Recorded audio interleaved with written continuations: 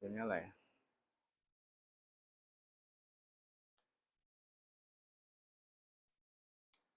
Assalamualaikum warahmatullahi wabarakatuh.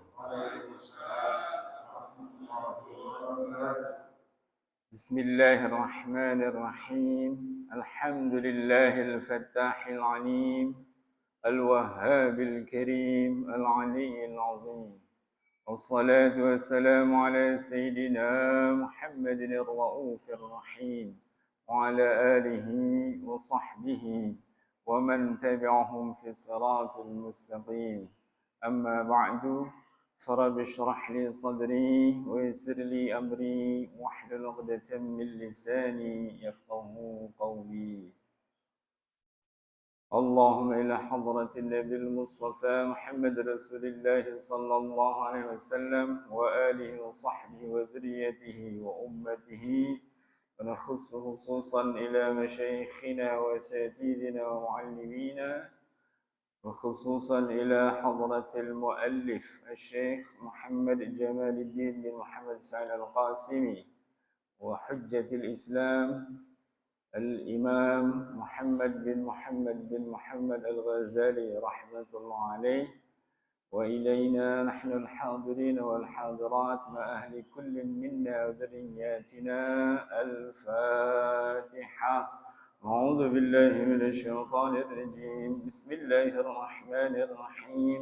الحمد لله رب العالمين الرحمن الرحيم مالك يوم الدين إياك نعبد وإياك نستعين اهدنا الصراط المستقيم صراط الذين أنعمت عليهم غير المغضوب عليهم ولا الضالين آمين. Alhamdulillah, syukurillah. Yang terhormat para alim ulama, para habaib, dalam arti para kekasih Allah Subhanahu wa taala, wabil khusus ya, turunan baginda Nabi kita Nabi besar Muhammad sallallahu alaihi wasallam, baik yang dikenal sebagai habib maupun tidak. Karena keturunan Rasulullah SAW itu sudah begitu banyak saat ini, ya, apalagi di Indonesia yang secara fisik muka mereka sudah tidak berbeda dengan kita. Ya, banyak contoh adalah para keturunan Wali Songo, para keturunan Wali Songo, ya, seperti almarhum Gus Dur misalnya. Ya, beliau adalah keturunan Wali Songo, tetapi ya, kita semua tahu ya, sudah tidak kelihatan lagi Arabnya, gitu. Sudah tidak kelihatan lagi Arabnya. Jadi banyak sekali keturunan Rasulullah Sallallahu Alaihi Wasallam ya, yang kita tidak kenal dan tidak mudah dikenali dari tampilan fisik mereka, ya, karena mereka betul-betul sudah berbaur menyatu dengan suku dan bangsa manapun mereka tinggal. Alhamdulillah, pada kesempatan kali ini saya tak lupa memohon doa dan restu mereka dimanapun mereka berada, karena mereka lah wasilah utama kita ya, menerima ajaran yang dibawa oleh Nabi Muhammad sallallahu alaihi wasallam. Dan tak lupa pula yang terhormat tentu para jajaran pengurus ya, Masjid Darul Rahman ini, lebih khusus Dewan Pembina dan Dewan Penasihat. Semoga segenap pengurus masjid ya, selalu Allah iringi dengan limpahan kekuatan lahir dan batin untuk menjalankan amanah Allah Subhanahu wa taala dengan cara yang Allah Subhanahu wa taala ridhoi. Ya, karena ini memang rumah Allah Subhanahu wa taala. Jadi sepatutnya kita kelola ya, kita makmurkan sesuai dengan keriduan pemiliknya. Dan Yang terhormat seluruh hadirin hadirat sekalian, semoga kita semua selalu dalam hidayah dan taufik Allah Subhanahu wa taala serta keberkahan dan rahmatnya. Amin. Alhamdulillah, pada kesempatan kali ini ya, saya membawa sebuah kitab ya. Judul kitabnya Mau'izatul Mu'minin min Ihya Ulumiddin.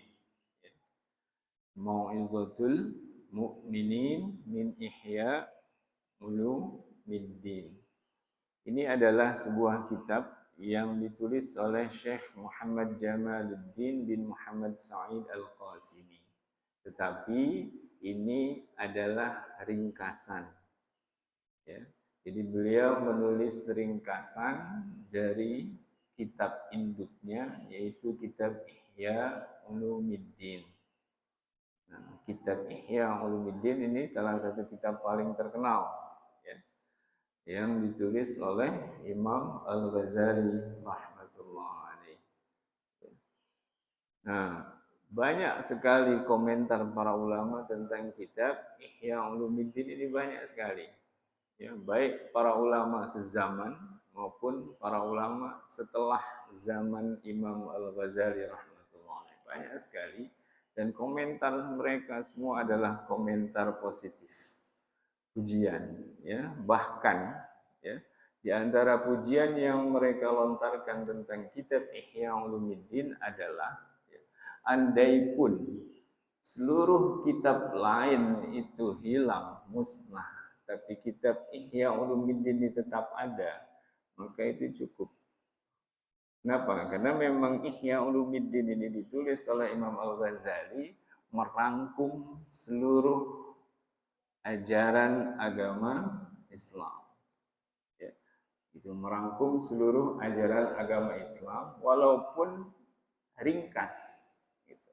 Ya, kalau untuk ukuran seluruh ajaran agama, Ihya Ulumiddin yang 4 jilid, terdiri dari 4 jilid, itu sudah ringkas. Tetapi buat kita orang umum, kalau ngaji kitab 4 jilid mungkin, apalagi di zaman ini gitu ya, berat gitu, waktu sangat terbatas gitu. Tapi kita butuh isinya gitu. Karena kitab Ihya Ulumiddin ini memang sesuai dengan namanya, menghidupkan ilmu-ilmu agama. Berarti semua ilmu-ilmu agama dirangkum dalam kitab ini. Baik dalam dimensi akidah, dimensi fikih atau syariah, ya, dan dimensi akhlak atau ihsan. Dirangkum gitu. Ya. Nah, tetapi kan ini banyak. Nah, inilah yang melatar belakangi ya penulis ringkasan kitab ini. Gitu. Jadi menyesuaikan dengan kondisi ya umat manusia pada umumnya dan umat Islam pada khususnya di zaman modern ini, ya, yang waktunya serba terbatas, maka dibuatlah ringkasan ini. Gitu. Dengan usaha memilah dan memilih ya poin-poin yang dirasa lebih relevan gitu untuk masyarakat zaman ini. Itu kira-kira sekilas ya, gitu. Apa resensi katakanlah ya, resensi tentang kitab ini Mau'izatul Mu'minin min Ihya Ulumiddin. Gitu. Nah, jadi kitab Ihya Ulumiddin 4 jilid yang sudah merupakan ringkasan dari ilmu-ilmu agama diringkas lagi. Diringkas lagi. Jadi ibaratnya ini saripatinya Ihya Ulumiddin. Ya, gitu. Jadi kalau Ihya Ulumiddin sendiri sebenarnya sudah rangkuman ringkas dari ilmu-ilmu agama. Nah, ini diringkas lagi, diperas lagi jadi saripati. Ya, nah kalau Bapak mau cari terjemahan buku ini sudah ada, alhamdulillah. Judulnya Saripati Ihya Ulumiddin. Ya, judulnya Saripati Ihya Ulumiddin. Ya, sudah ada. Gitu. Terjemah buku ini diterbitkan oleh penerbit milik Quraisy Shihab, ya, penerbit Lentera Hati, gitu, ya, penerbit Lentera Hati. Silahkan bisa dicari secara online atau offline. Mungkin kalau di offline susah menemukan, ya ketik aja, gitu kan. Judul bukunya Saripati Ihya Ulumuddin dan penerbitnya Lentera Hati. Mungkin akan dibawa ke situs penerbit, bisa pesan di sana, bisa beli secara online. Misalnya, ya, itu salah satu caranya. Gitu. Nah, alhamdulillah, ya, ini insya Allah bisa menjadi salah satu referensi buku yang sangat bermanfaat buat kita dan keluarga kita. Ya, karena memang kita butuh memahami agama ini secara utuh, tidak parsial, enggak sepotong-sepotong, gitu, ya. Jadi kan dengan kita misalnya mengkaji dan mengaji kitab ini secara utuh, gitu kan, berarti insya Allah paling tidak kan walaupun hanya ringkasan-ringkasan saripati-saripatinya, kita bisa memahami, ya, bagaimana agama ini secara utuh, gitu. Bagaimana hubungan, ya, dimensi yang satu dengan dimensi yang lain. Ya, sebagaimana Rasulullah SAW dalam sebuah hadis, ya, sahih, gitu, ketika ditanya oleh malaikat Jibril, ya, dengan 5 pertanyaan, dan setelah malaikat Jibril pergi, Rasulullah SAW mengabarkan, walaupun pada awalnya para sahabat tidak tahu bahwa itu adalah malaikat Jibril yang datang karena menyamar dalam wujud manusia, ya. Rasulullah SAW lalu mengabarkan bahwa malaikat Jibril Allah datangkan ke hadapan Nabi SAW dan para sahabatnya ketika itu untuk mengajarkan kalian agama kalian. Berarti dialog antara malaikat Jibril alaihissalam dan Rasulullah SAW ketika itu mengajarkan apa itu agama kita. Nah, dari 5 pertanyaan, pertanyaan pertama, apa itu Islam? Pertanyaan kedua, apa itu iman? Pertanyaan ketiga, apa itu ihsan? Pertanyaan keempat, kapan kiamat? Pertanyaan kelima, apa tanda-tanda kiamat? 5 pertanyaan. Nah, dengan penjelasan, penegasan dari Rasulullah SAW di akhir hadis bahwa Jibril datang untuk mengajari umat tentang agama Islam, berarti itulah intisari agama kita. Ada 3 dimensi. 1 dimensi Islam, 2 dimensi iman, 3 dimensi ihsan. Dan dimensi Islam terangkum dalam 5 rukunnya. Ya. 1, 2 kalimat syahadat, 2 salat, 3 zakat, 4 puasa, 5 haji. Kemudian dimensi iman terangkum dalam 6 rukunnya. Ya, iman kepada Allah, iman kepada malaikat, ya, iman kepada kitab-kitab, iman kepada rasul-rasul, iman kepada hari akhir, dan iman kepada qada dan qadar atau takdir yang baik maupun yang buruk.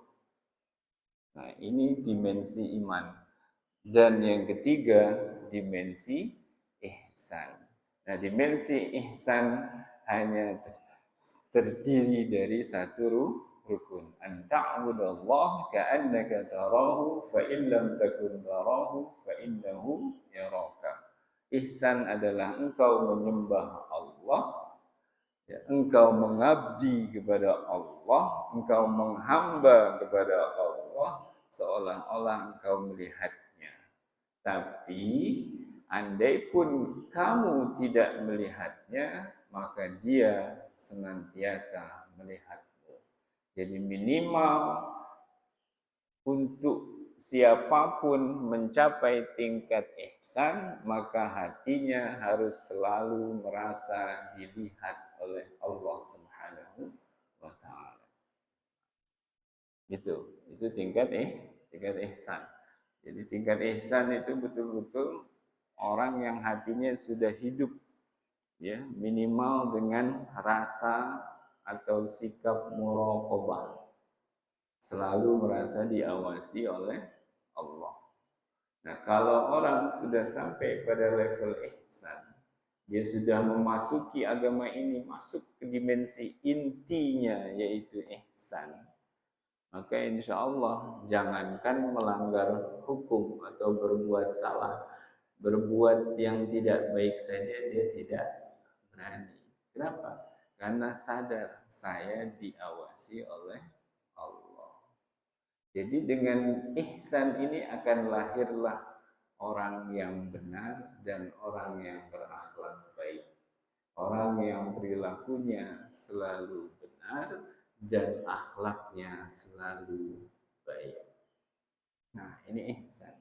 Nah, berarti dengan sampai pada tingkat ihsan maka ia akan mengamalkan rukun iman dengan baik dan rukun Islam dengan baik. Nah, makanya ihsan itu dimensi kesempurnaan.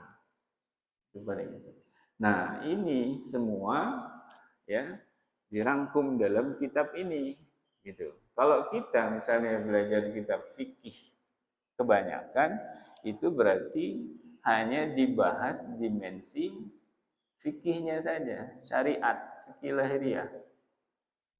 Rukun Islam ibaratnya. Kita baca bab salat dalam kitab-kitab fikih umum, gitu. Maka hanya akan menjelaskan dimensi salat dalam Islam, menjelaskan salat dalam dimensi Islamnya. Tidak menjelaskan salat dalam tataran iman, dimensi iman, apalagi dalam dimensi ihsan. Hanya sekedar membahas salatnya sah atau tidak. Itu kebanyakan kitab fikih kan begitu. Ya. Bab salat dalam kitab-kitab fikih kebanyakan hanya akan membahas, ya, salat dalam dimensi Islam. Tetapi dalam kitab ini, ya, salat dibahas. Bagaimana salat dalam dimensi Islam, bagaimana salat dalam dimensi ihsan, bagaimana salat dalam dimensi ihsan. Dibahas juga bagaimana puasa dalam level Islam, dimensi Islam, bagaimana puasa dalam level dimensi iman, bagaimana puasa dalam level dimensi ihsan. Berarti kita diajarkan untuk mengamalkan agama ini sesempurna mungkin. Itu kelebihan kitab ini, ya. Jadi betul-betul ilmu-ilmu agama itu dirangkum lengkap dengan segala dimensinya, gitu. Ya, kan kalau kita belajar bab puasa di bab fikih ya sudah, syarat sah dan pembatal puasa secara dimensi Islam, rukun Islamnya saja. Bagaimana dimensi iman dalam puasa, bagaimana dimensi ihsan dalam puasa. Ya, salat, nah itu semua, Pak, dibahas, gitu. Ya, nah ini diantara kelebihan kitab ini. Ya, mudah-mudahan ya Allah beri kemudahan bagi kita semua. Ya, wabil khusus termasuk di masjid ini bisa menjadi salah satu sumber rujukan referensi taklim kita. Ya, siapapun yang mengisi yang penting punya kompetensi, ya, yang penting punya kompetensi. Gitu. Siapapun yang mengisi. Bisa saja kitabnya ditetapkan tapi kemudian diatur, ya. Pekan pertama siapa, pekan kedua siapa pengajarnya, pekan ketiga orang yang berbeda, tetapi kitabnya sama. Dengan nanti tetap urutan yang berkesinambungan, gitu. Dengan urutan yang berkesinambungan. Itu misalnya. Bisa seperti itu. Atau cukup dengan satu narasumber yang sama, diatur misalnya setiap pekan keberapa taklimnya kitab ini. Gitu, misal, ya. Gitu. Ya. Misalnya seperti itu. Nah, lalu mengenai kelebihan kitab ini secara khusus. Nah, Hal kedua yang ini saya sampaikan adalah kelebihan metode taklim kitab secara umum. Tadi kan khusus kitab ini. Ya. Nah, sekarang kelebihan metode taklim kitab secara umum. Taklim kitab artinya pengajian dengan menggunakan kitab, gitu, sebagai media utamanya, gitu. Ya, pengajian kan bisa berbagai macam bentuk dan caranya. Ada juga istilah kasarnya ngaji kuping. Ngaji kuping ya udah ngedengerin aja. Ustadznya ceramah gitu, ya. Dengan tema yang berganti-ganti, dengan ustadz juga yang berganti-ganti, tapi kurikulumnya nggak jelas jadinya. Dan kita hanya dapat sedikit sepotong-sepotong, parsial-parsial saja. Gitu. Dan akhirnya kita sulit mendapatkan pemahaman yang utuh tentang ajaran agama kita. Iya kan? Sudah yang menyampaikan isi kepala dan isi dada mereka berbeda-beda. Tema yang disampaikan juga berbeda-beda. Dan tidak runut. Gitu. Ini posisinya di mana? Ini di mana? Ini dengan ini gimana? Gimana ketemu? Kadang-kadang kan beda juga. Itu. Nah, tapi kalau dengan kitab gitu kan ditentukan satu kitab, misalnya kitab ini, berarti kan kita punya komitmen untuk menghatamkan kitab ini. Mudah-mudahan umur kita sampai kan gitu. Tapi kalaupun tidak sampai, kan niatnya sudah dicatat. Ya, contoh, salah satu contoh mulia, ya, contoh kebaikan besar yang Allah mudahkan buat kita semua. Termasuk mungkin kita yang sudah lanjut usia. Pengen nggak jadi hafiz Quran? Keinginan ada kan, tapi kan kadang yang kita umur berapa sekarang? Itu kesibukan kita. Yang penting niatnya saja tuh. Kita pasang niat, doa, ikhtiar. Ikhtiar sesuai kemampuan. Ikhtiar hanya diwajibkan sesuai kemampuan. Sebagaimana perintah Allah, ittaqullaha mastata'tum. Bertakwalah kalian kepada Allah sekemampuan kalian. Walaupun kasarnya satu hari hanya bisa satu huruf. Ini contoh ekstrim aja nih, satu huruf. Bukan satu ayat lagi ngapalnya. Satu kata. Satu baris lah pokoknya. Ikhtiar. Kalau sekarang belum bisa baca Quran dengan baik dan benar, berarti dimulai dari belajar baca dulu. Tapi niatnya sempurna, Pak. Niat kita, niatnya pasang niat itu setinggi langit. Kalau dulu kan. Niatnya sesempurna mungkin. Kita niat menjadi hamilul Quran, hafizul Quran, alimul Quran, amilul Quran. Gitu. Nah, ketika seseorang wafat, meninggal dunia, di hatinya punya niat jadi hafiz, tapi ajal tidak memberinya kesempatan yang cukup, insya Allah dibangkitkan sebagai hafiz. Orang yang berangkat haji, dalam perjalanan berangkatnya meninggal dunia, insya Allah dibangkitkan sebagai haji, karena di hatinya sudah ada niat haji. Orang yang punya niat tobat, meninggal di perjalanan, Allah terima tobatnya, berarti kelak Allah bangkitkan sebagai orang yang sudah bertobat, karena di hatinya sudah ada niat tobat. Nah, begitu juga kita niat mengaji. Gitu. Walaupun mungkin kita merasa waktunya sedikit terbatas, yang penting laksanakan sekemampuan. Pasang niat, panjatkan doa, lakukan ikhtiar sekemampuan. Jadi nggak usah kemudian, kan saya banyak tugas, banyak kewajiban. Nggak apa-apa, laksanakan. Apa yang menjadi kewajiban kita yang lain, apa yang menjadi tugas kita, silahkan laksanakan. Lakukan usaha sebatas kemampuan. Tak perlu dipaksakan melebihi batas kemampuan. La yukallifullahu nafsan illa wus'aha. Allah hanya memberi beban sesuai dengan kapasitas masing-masing hamba. Jadi laksanakan. Nah, jadi insya Allah bisa kita mulai. Jadi nggak ada istilah terlambat sebelum nyawa sampai tenggorokan. Itu aja sebenarnya batas terlambat. Kalau nyawa udah ditarik, dicabut sampai tenggorokan, barulah tertutup pintu tobat. Tertutup. Baru terlambat. Tapi selama belum di situ berarti tidak ada kata terlambat. Bahkan andai pun besok hari kiamat masih bisa nanam pohon, tanam pohon. Artinya apa? Kan nggak mungkin itu bisa dinikmati. Tapi kan niat dan usaha itu yang bernilai. Itu yang Allah nilai. Niat dan usaha.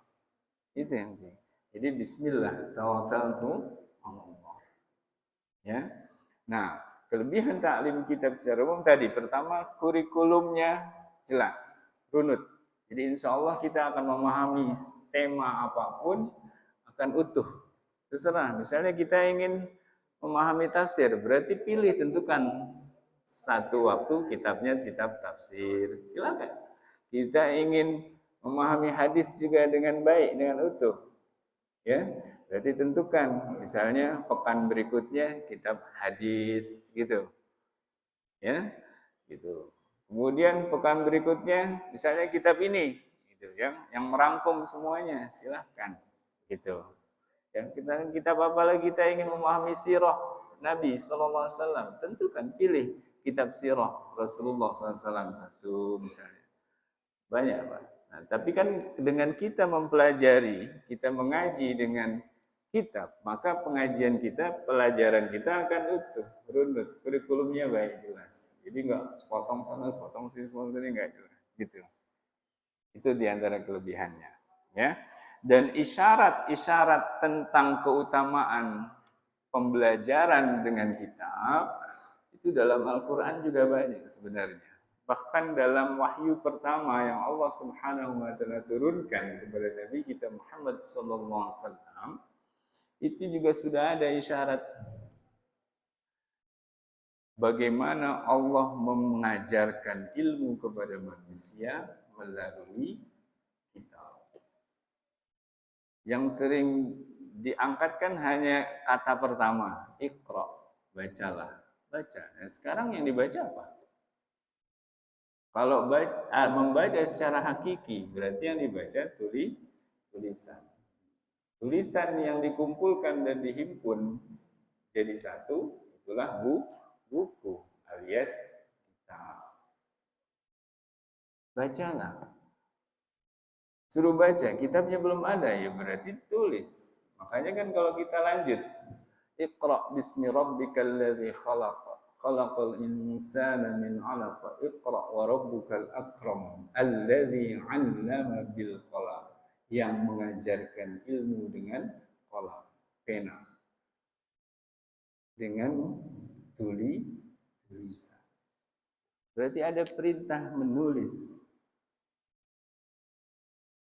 Pertama apa? Untuk apa menulis? Mencatat ilmu yang sudah Allah berikan. Supaya ilmu ini bisa sampai ke generasi berikutnya. Sebagaimana kita saat ini bisa menerima mushaf Al-Quran dengan utuh, baik dan benar. Tak bertambah, tak berkurang satu huruf pun. Tidak ada yang berubah, berbeda dengan yang dahulu Allah turunkan kepada Nabi kita Muhammad SAW. Berkat ditulisnya Al-Quran menjadi kitab yang pertama kali dia diusulkan oleh Sayyidina Umar bin Khattab radhiyallahu anhu pada masa Khalifah Abu Bakar As-Siddiq radhiyallahu anhu. Andai tidak ada ini, bisa jadi sudah rusak pengetahuan umat Islam tentang ayat-ayat Al-Quran. Akan bercampur dengan ingatan orang yang berbeda-beda. Gitu. Walaupun ya dari sekian banyak qiraat ya, lalu ditetapkan oleh Khalifah Utsman bin Affan standarisasi qiraat untuk umum sehingga mushaf yang sampai kepada kita saat ini disebut mushaf Utsmani. Kitab Qur'annya ditulis berdasarkan standar yang ditetapkan oleh Khalifah Sayyidina Utsman bin Affan radhiyallahu anhu. Ini pentingnya kitab. Kita ya, karena kalau kita hanya mengandalkan ingatan, kekuatan memori ya seseorang riskan ya. riskan. Kita sering mendengar misalnya kisah A, kisah B, kisah C. Kita katakanlah mendengar cerita yang sama, tapi dari orang yang berbeda. Itu kan kadang berbeda detail ceritanya. Lain, loh, kok itu ceritanya begini? Orang itu ceritanya begini, lain lagi. Ceritanya begini, kenapa? Karena hanya mengandalkan memori, kekuatannya. Tapi kalau cerita itu ditulis, dicatat, siapapun yang ingin tahu kebenaran fakta cerita itu dulu kejadiannya gimana, lihat aja tulisan catatannya, catatan sejarah kan ibaratnya gitu. Jadi kita, ya, dalam Al-Quran juga ada perintah tentang menulis akad atau transaksi utang piutang misalnya. Supaya apa? Mencegah terjadinya sengketa, baik sengketa yang disengaja maupun tidak disengaja. Sengketa tidak sengaja itu karena memorinya lupa. Nggak sengaja. Yang satu ingat, satu lupa, akhirnya sengketa. Tapi ada juga sengketa yang disengaja. Ingat, tapi pura-pura lupa. Tapi, nah itu semua bisa dicegah dengan bukti tulisan. Tulisan. Gitu. Ya, jadi, nah, allama bil qalam, Allah yang mengajarkan ilmu dengan qalam. Allamal insana ma lam ya'lam. Mengajarkan apa yang manusia belum tahu. Jadi dengan kita menulis dan kita membaca, mengkaji tulisan, artinya mengaji kitab, insya Allah ilmu kita akan ditambah oleh Allah dengan ilmu yang belum kita tahu.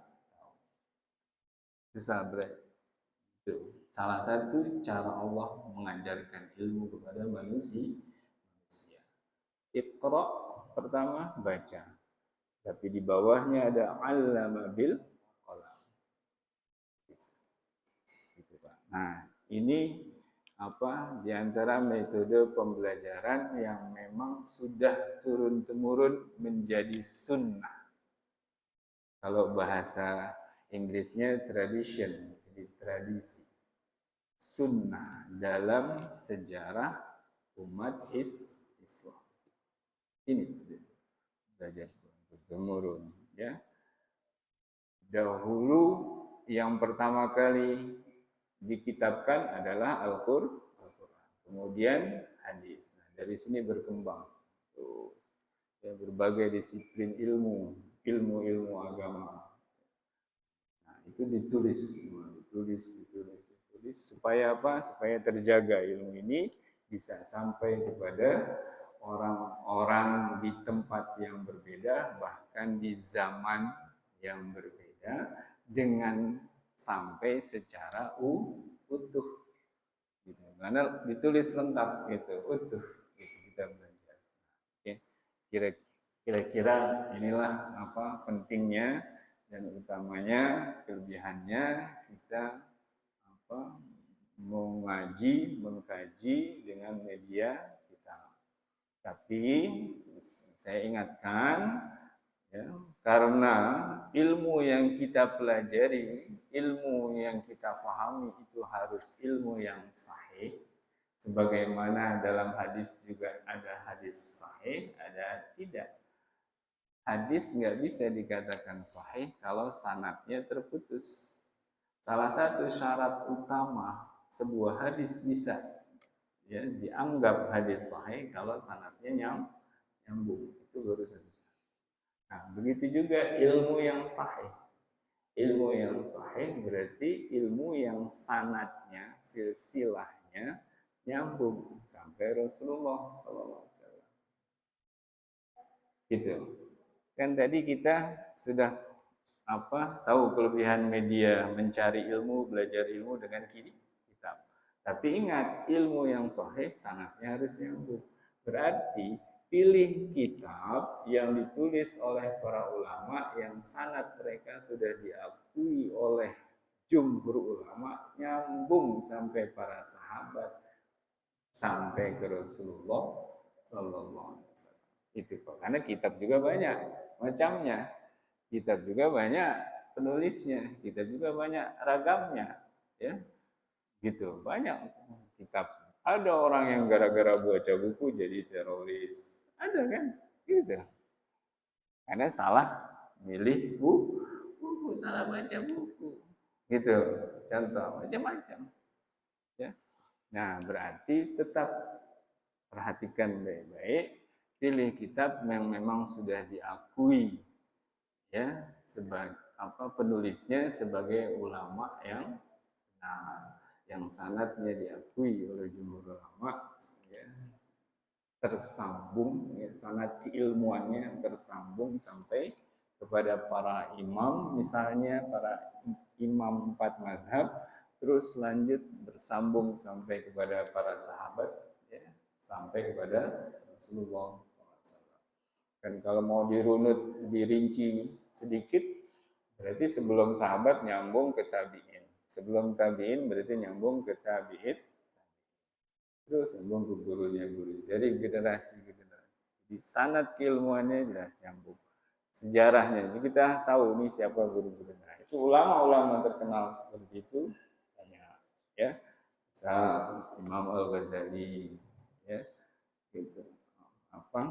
Syekh Abdul Qadir Al-Jilani, Imam Syafi'i, Imam Nawawi, Syekh Nawawi Al-Bantani, ya, banyak gitu, ya. Juga kitab penulis ulama-ulama, ya, penulis-penulis kitab yang kitabnya memang sudah biasa, ya, dari generasi-generasi menjadi rujukan sebagian besar umat Islam. Nah, ini mudah-mudahan bisa jadi media pembelajaran yang baik. Karena sekarang kan banyak kesalahpahaman itu karena terlalu banyak informasi yang kita comot, tapi asal comot. Sekarang dengan mudahnya teknologi kan banyak berseluruhan informasi. Dikirim kita, ada misalnya yang ngirim cara sholat. Itu cara sholat yang dikirim itu ilmunya dari mana? Sumbernya nyambung nggak itu? Sumbernya dari Rasulullah. Kan harus dikonfirmasi. Ini nggak jelas sumbernya, ya jangan diambil. Kalau sekarang kan enggak, kadang orang sembarangan, ada yang ngirim ini, nanti ada lagi yang ngirim gini, oh gini, ada yang ngirim gini, ya, video kesalahan dalam sholat salah. Nah, ilmu tentang kesalahan dalam sholatnya benar nggak nih? Ilmu dari yang sanadnya nyambung sama Rasulullah. Jadi dengan pembelajaran kitab itu juga membuat kita hati-hati dan rapih dalam mengutip, memetik, mengambil ilmu dan pemahaman agama kita. Ya, Rasulullah SAW memperingatkan, perhatikanlah dari siapa kamu mengambil ilmu. Karena berarti dari orang itulah kamu mengambil agamamu.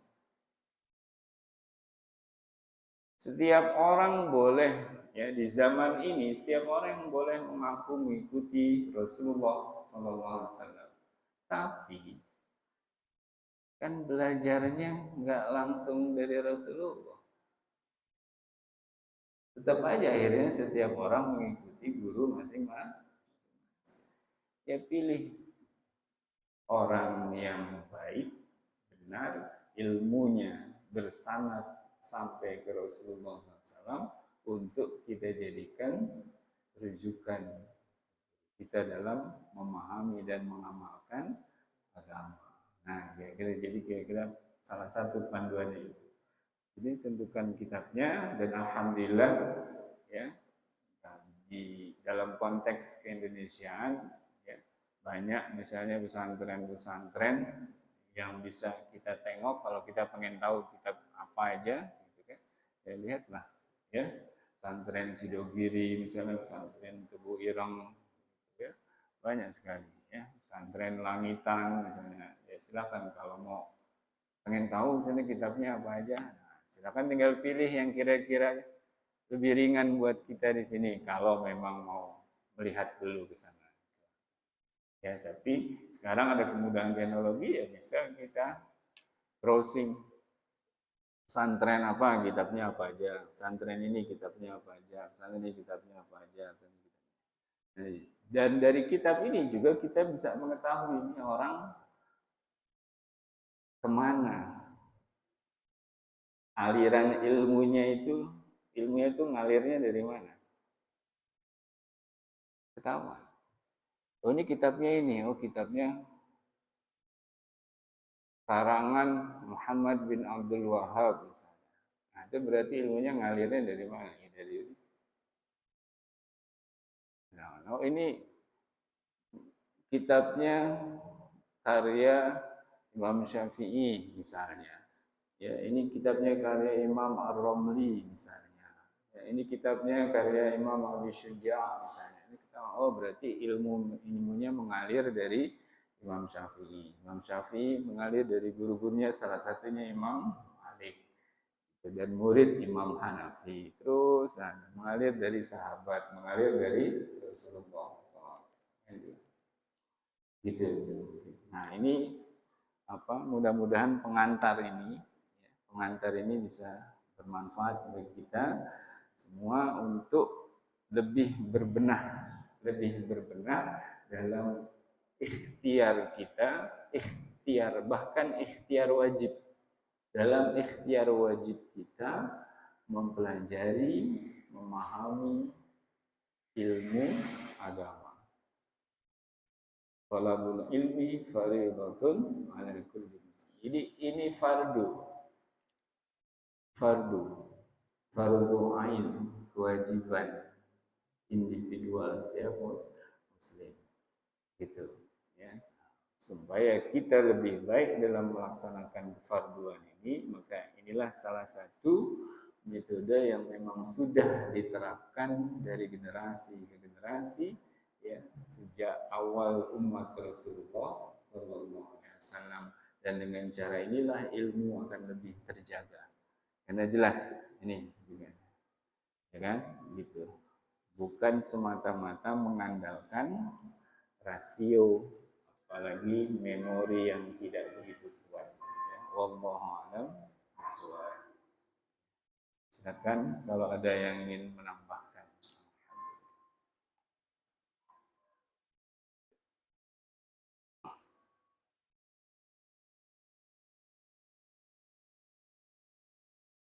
Dari yang mau bertanya dari kawan sekalian, yang tadi sudah dijelaskan disampaikan oleh Ustaz Firman terkait dengan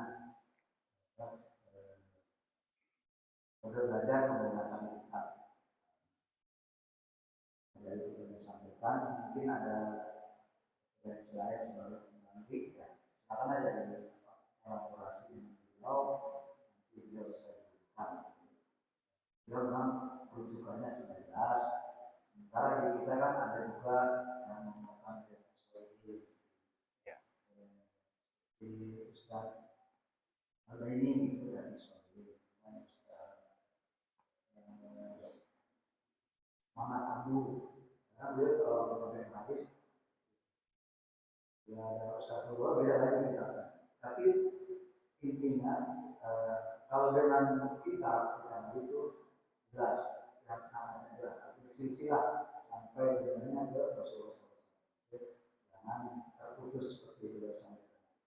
Silakan sebelum kali ini kita akhir yang kita sampaikan, bisa kita simak bersama tadi.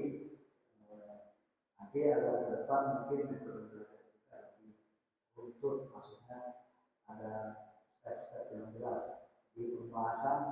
Yang pertama apa? Memang yang memberikan materi di taklim subuh setiap hari itu kan pemberi materinya berbeda-beda, tapi rujukan kitabnya juga terkadang kan tidak sama seperti yang tadi Pak Ustaz sampaikan. Tadi Ustaz ini masih berbeda dengan Muhammad Abu, Ustaz Hairullah, Ustaz Reza, tidak sama. Ini maksudnya beliau dengan kitab ini jelas. Sementara kita bikin kan, kalau bikin itu dengan Habib Musim Alatas yang berbeda beliau kita istirahat malam Rabu di awal bulan. Hari Selasa beliau hadir lagi. Beliau tapi dengan tidak menggunakan kitab vitamin ini. Jadi beliau punya lagi kitabnya, tidak lagi. Nah, ini kita juga mungkin ada kurang paham sebetulnya apa harus kita merujuk ke ini kitab ini saja, mungkin yang sudah disampaikan oleh para ustaz di sini itu kan menurut kita baik gitu, karena berbeda jelas. Jadi kita terpaku dari kita. Alhamdulillah. Yang saya maksud bukan kita harus merujuk kitab ini saja, bukan. Tetapi sebaiknya kita mempelajari ilmu agama dengan menggunakan media kitab, dan kitabnya kitab yang ditulis oleh para ulama yang memiliki sanad keilmuan tersambung sampai kepada Rasulullah SAW. Kitab yang tadi disebutkan misalnya Riyadhus Shalihin itu salah satu kitab rujukan diakui oleh dan itu digunakan termasuk di pesantren-pesantren. Riyadhus Shalihin ya salah satu kitab yang diakui kebenarannya. Riyadhus Shalihin. Kemudian ada itu untuk hadisnya. Jadi misalnya kita ingin mempelajari hadis yang agak utuh, maka ya sudah bisa Riyadhus Shalihin dipilih sebagai salah satu kitab hadis yang dikaji di masjid ini. Bisa misalnya kita langsung sekaligus minta tolong Ustaz Abduh sebagai narasumbernya untuk kitab Riyadhus Shalihin. Bisa, karena memang beliau yang sudah biasa membawakan isi kitab itu walaupun kitabnya nggak dibawa kan gitu. Silakan, boleh. Tapi alangkah baiknya menurut saya kitabnya itu dibawa. Itu pertama. Kenapa? Karena pengalaman saya sendiri deh gitu. Kadang-kadang itu ingatan kita nggak sempurna gitu tentang isi kitab yang kita baca. Bisa saja saat sebelum taklim kita ingat, tapi begitu saat di taklim kok ada yang lupa nih. Walaupun lupanya hanya sebagian kecil, tapi kan kalau kitabnya dibawa bisa langsung lihat lagi kitabnya. Gitu. Itu pertama. Ya. Di kitabnya nggak mesti kitab ini, cuman tadi hanya salah satu contoh bahwa ini adalah salah satu kitab yang sudah diakui oleh jumhur ulama dan isinya cukup komprehensif, merangkum berbagai ilmu-ilmu agama dalam 3 dimensi agama kita, dimensi Islam, dimensi iman, dan dimensi ihsan. Bagaimana saya contohkan juga tadi, ya silahkan kita juga tentukan misalnya kitab tafsir, contoh tafsir Ibnu Katsir misal, atau tafsir Al-Jalalain yang lebih ringkas, lebih umum ya biasanya. Kan kita kalau madrasah di Indonesia ya dari dulu yang paling sering digunakan adalah tafsir Al-Jalalain. Ya, tafsir Al-Jalalain ini tafsir yang ditulis oleh Imam Jalaluddin Al-Mahalli dan Imam Jalaluddin As-Suyuti. Jadi dua imam yang disebut Jalal, bernama Jalaluddin. Maka disebut tafsir Al-Jalalain, tafsir dua Jalal. Misalnya Jalaluddin Al-Mahalli dan Jalaluddin As-Suyuti. Itu salah satu istilah. Makin banyak kitab yang kita pelajari, ya, asal kitabnya benar, ya, makin baik insyaallah pemahaman agama kita makin luas. Dan begitu juga fikih misalnya, alhamdulillah ya, sepengetahuan saya Habib yang mengajar itu mereka selalu menggunakan kitab gitu. Nah, mereka selalu merujuk kepada kitab. Nah, berarti tinggal minta tolong aja, Habib tolong kitabnya bawa gitu. Nah, terus kalau bisa kita sebagai jamaah punya kitab yang sama. Punya kitab yang sama. Jadi guru pegang kitab, jamaah pegang kitab. Jangan lupa alat tulisnya pensil lah gitu ya. Untuk kita memberikan catatan-catatan tertentu di kitab Ntar kitabnya jadi banyak coret catatan-catatan. Ya, memang begitu orang belajar.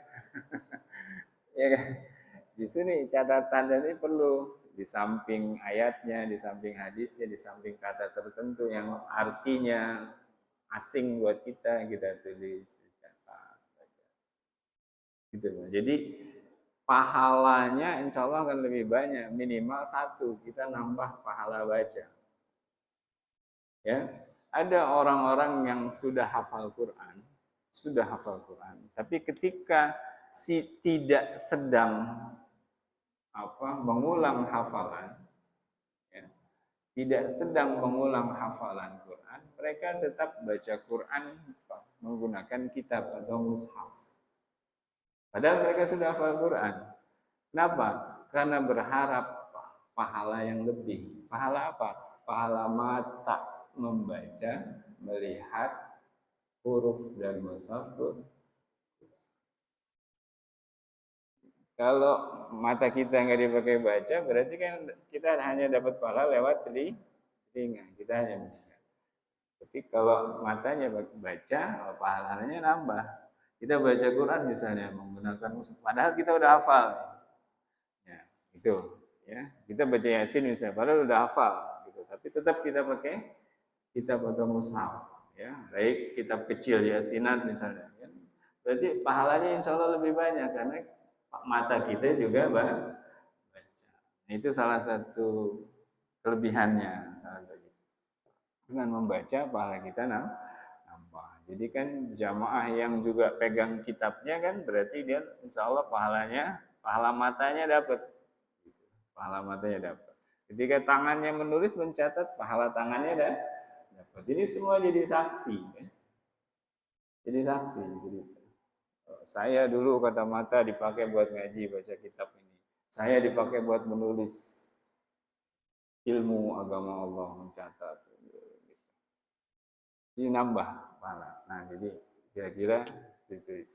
Idealnya sih jadi bukan hanya pemateri yang pegang kitab, jamaah juga pegang kitab.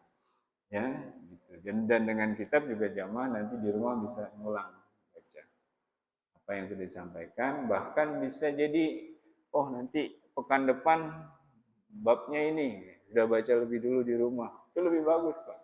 Biasanya kalau kita baca lebih dulu di rumah, nanti kita akan punya pertanyaan-pertanyaan.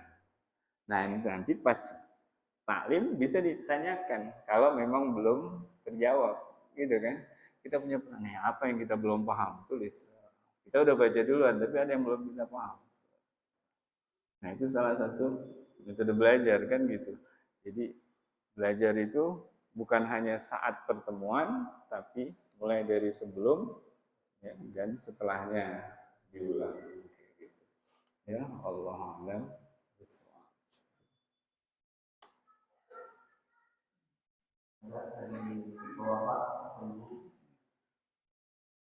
Nih.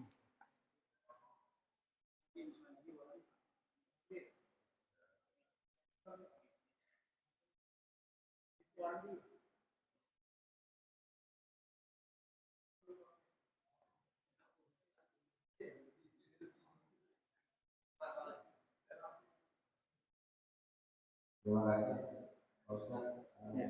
Sebelumnya saya terima kasih atas pengantar kuliah hari ini. Alhamdulillah. Artinya sebagai pembuka kita untuk kita dan semua dalam hal ini terkhususnya karena selama ini kan kita untuk kuliah suku A itu artinya belum punya panduan. Artinya jadwal ini membahas tentang apa dengan saran Pak Ustadz tadi artinya kalau misalnya minggu ini pertama ada Ustadz ini masih apa-apa, kedua masih apa-apa sampai empat gitu. Artinya kita punya ngaji itu punya apa ya kurikulum panduan apa artinya saran saya untuk DKM agar kalau bisa kita dengan program seperti itu. Terima kasih. Oh, jadi saran buat kita. Alhamdulillah. Alhamdulillah.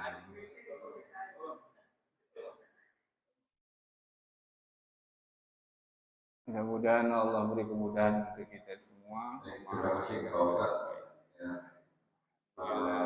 Bismillahirrahmanirrahim. Memang tadi sudah sama-sama kita dengarkan dari apa yang sudah Pak Ustadz sampaikan dan juga dipertegaskan oleh Pak Bapak dan Pak Iswan terkait dengan ini masalah tradisi sih. Jadi memang seperti inilah kalau kita melaksanakan kuliah subuh, beda hanya dengan pada saat kita melaksanakan kajian ataupun yang khusus yang sudah di sini dilaksanakan setiap malam-malam tertentu. Nah, yang kami laksanakan selama ini di sini memang kalau kuliah subuh ya seperti itu. Kalau ada rencana seperti itu kan bagus sekali. Kita setuju supaya kita terarah dalam memahami masalah ilmu agama ini. Namun demikian juga kita juga perlu audiens kita ini kan rata-rata musliman, nggak ada masalah, tidak ada masalah, betul sekali. Namun di sini pun sudah ada upaya-upaya yang dilakukan oleh jemaah. Saya lihat di video catatan ada juga yang mencatat di pas yang lebih ingat lagi. Yang benar mungkin akan berkurang ya. Tapi dia melihat kemudian mencatat akan bagus lagi. Hal-hal seperti ini pun tetap kita laksanakan. Yang tadi sampai oleh Pak Iswan tadi memang metodenya kita kan nggak tahu lagi proses baru di sini kan kemudian materi kita nggak tahu. Tapi mungkin kalau selama ini yang dilaksanakan oleh ustadz-ustadz kita seperti Pak Habib ya itu sudah dilaksanakan dan jemaahnya pun beda dengan dimaksud seperti ini. Kan ada mungkin orang-orang yang mungkin masih mampu dia untuk mengikuti informasinya pun juga seperti informasinya sudah baris seperti yang biasa. Memang itu lebih baik hal itu kalau diterapkan seperti apa yang Ustadz inginkan, lebih idealnya seperti itu.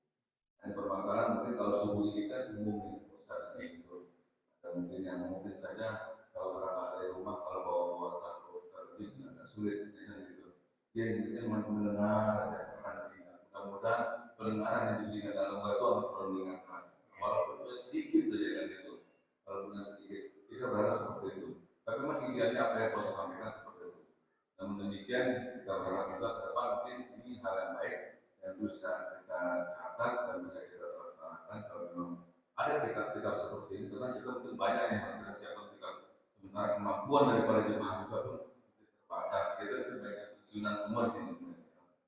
Begitu kalau memang nanti dari pihak DKN nanti akan mengupayakan juga ada bahan-bahan yang bisa ditampilkan. Kalau tidak kita mungkin ada yang bisa ditampilkan bacanya sehingga kita bisa baca semua dalam pemaparannya, materinya itu akan kita lagi mengurangi dari apa jemaah yang bisa ini yang tidak bawa buku yang tadi boleh kita bawa itu kitabnya, tulisan kayak mungkin seperti itu saja. Kedepan mungkin ya ini bisa bahan masukan dan ini buat DKN dan nanti bisa dikembangkan secara kapan. Makasih Ustaz. Assalamualaikum warahmatullahi wabarakatuh. Terima kasih Pak Nasihat Berikan Rahman.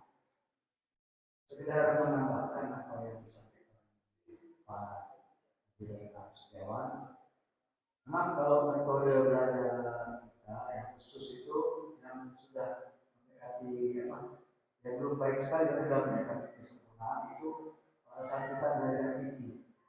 Nah, kita tuh semua yang hadir ini seperti sekolah, ya, kemudian kita pegang kitab itu pelajaran ini yang diajar yang dibimbing oleh Habib Muhsin Al-Abbas itu setiap malam Rabu. Nah kalau kuliah subuh itu karena apa pemberi-pemberinya berbeda-beda, makanya dari kitabnya juga berbeda-beda, nggak sama, nggak usul untuk kita. Nah kalau yang dimaksudkan Pak Miswandi itu kan sebenarnya setiap apa pemberi materi itu kita bahas. Cuma pemberi materi kita ini kan banyak nih, ada kalau kita hitung ada sekitar mungkin 10 pemberi materi termasuk Ustaz Ade. Nah, kalau Ustaz Ade itu rujukan kitab ini kan nggak nyambung karena beliau expertnya di bidang kita tahu lah makam-makamnya nggak mungkin kan pakai kitab ini gitu kan. Kemudian ada Bapak Haji Dr. Muhammad Sa'i kan dia nggak pernah pakai kitab, jadi sebatas pengetahuan beliau dulu mungkin waktu masih kecil di pesantren. Nah, kitabnya di rumah tapi dibawa jatuh kecil aja gitu. kita pernah bawa kitabnya ke sini. Yang sering bawa kitab itu Ustaz ini masih bawa kitab. Kemudian Ustaz Khurul, dia pasti bawa kitab. Kalau Ustaz Abdul juga jarang bawa kitab, kecuali dia pada saat ngajar hadis. Dia pasti kitabnya juga pada saat memberi materi yang kuliah subuh ini bersifat umum aja yang bisa disampaikan. Nah, cuma referensi juga jelas kita yang baca. Karena beliau kalau kuliah subuh jarang memberikan hadis, nanti kalau hadis khusus diberikan pada saat malam Sabtu. Pembelajaran hadis kita malam Sabtu itu hadis oleh Ustaz Muhammad Abdul. Kemudian kalau yang kuliah subuh itu berganti-ganti temanya gitu. Nanti itu nggak bisa runtut, makanya minggu pertama di bulan ini, di bulan Agustus, terus kita memiliki pemateri yang sama di bulan akhir bulan Agustus nggak bisa. Karena kan itu kita harus mengakomodir 10 orang tadi kapan dapat jadwalnya gitu. Kadang kan waktu ketua DKM, pernah nggak kalau itu dia paling nanti buat kita yang umum aja gitu. Khusus seperti Ustaz Hilman begitu. Jadi ada kesulitan kita ngatur jadwalnya karena harus kembali ke bawahnya sekarang nih Pak Ustaz Hilman. Beliau kalau memberi materi lagi bukan minggu keempat lagi, bisa-bisa di bulan Oktober atau bulan November baru ketemu jadwal lagi. Jadi itu juga kalau banyak kuliah subuhnya nggak libur, hari ini kalau libur bisa mundur lagi. Jadi udah terlalu lama termin waktunya gitu. Nah itu juga mohon. Jadi kalau yang bersifat khusus silakan datang makanya belajar fikih malam Rabu. Itu ada bukunya, kitabnya juga ada yang mundur, ada yang mungkin dapat kayak ini mati ya, ada terjemahan itu ada malam Rabu. Kemudian malam Sabtu hadis dengan Ustaz Abdul itu ada juga kitabnya. Kemudian kalau tahsin itu kita juga ada gurunya. Tapi ya maaf tadi malam seperti orang ya. Saya kebetulan ada anak. Jadi tadi malam yang tahsin cuma 2 orang. Itu Pak Haji Hadi dengan Pak Agam ya, Pak Agam. Pak Agam. Tahsin, padahal guru kita itu jelas. Apa sangatnya juga jelas dia. Ustaz Ansor itu dia tinggalnya di Pondok Rajab. Itu datang beliau sini jauh-jauh. Ya, sangatnya juga jelas punya guru. Nanti sangatnya jelas. Nah nanti karena biasanya kalau malam sering itu nanti kita coba nanti di minggu pertama awal bulan tahsinnya itu minggu pagi supaya ibu-ibu bapak bisa ikut lebih banyak. Jadi nanti awal bulan setiap ahad di awal bulan dan pagi kalau ada subuh kita ada tahsin. Jadi malamnya yang diikutin. Tapi yang 3 malam minggu selanjutnya itu tetap malam supaya bisa mengakomodir di rumah gitu. Jangan sampai kita kasihan lah Ustaz datang jauh-jauh yang belajar cuma 2 orang. Lu Pak Haji Sapri siap aja tapi nggak hadir terus gitu. Siap nih. Itu siap aja hadir enggak. Kadang-kadang jadi provokator gitu. Jadi mudah-mudahan apa yang disampaikan Ustaz Hilman terkait dengan metode belajar kita ya sedikit demi sedikit bisa kita koreksi apa dari yang sudah disampaikan oleh Ketua Dewan Penasihat PKM. Alhamdulillah dia juga sudah update ya karena dia juga sudah pensiun dulu waktu masih dinas berusaha ketemu beliau setiap minggu benar-benar operasi lihat dapatnya luar Polres Jakarta Timur. Alhamdulillah sekarang jadi Polres Jaya. Nah, jadi kalau yang belum nanti kalau dari dia dulu tabak di Polres Jakarta Timur. Jakarta itu luas. Dia bukan nanganin orang, membina orang. Alat orang itu dia membina orang untuk supaya jadi lebih baik. Orang masuk. Nah, ini sekedar bermusuh tambahan. Jadi kita bersyukur pagi ini semacam tahun lagi, kemudian tadi Pak Ustaz Hilman sudah menyampaikan, insyaallah ya Pak Ustaz Hilman nanti kalau uangnya ketemu lagi dengan jadwal saya akan jadi kan juga sudah sering ketemu dengan Pak Haji Abdul ya. Itu Pak Haji Abdul itu kalau saya suruh kita pernah kita. Ya. Jadi sudah sebut artinya